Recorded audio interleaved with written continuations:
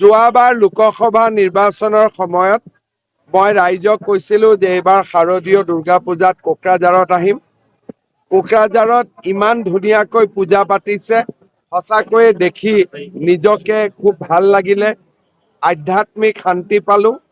কোকৰাঝাৰবাসী ৰাইজ, বিটিয়াৰবাসী ৰাইজ, অসমবাসী ৰাইজক মহানৱমীৰ শুভেচ্ছা জনালোঁ। কোকৰাঝাৰত 5খন, বঙাইগাঁৱত 3খন, বাসুগাঁৱত 3খন, এনেকে যিমানখিনি পাওঁ যাওঁ।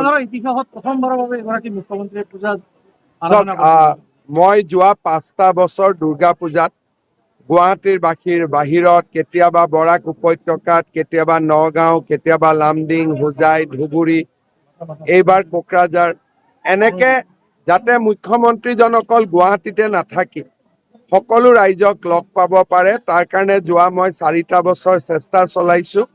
এইবাৰ কোকৰাঝাৰত পূজা চাম, বঙাইগাঁও, বিজনী, বাসুগাঁও।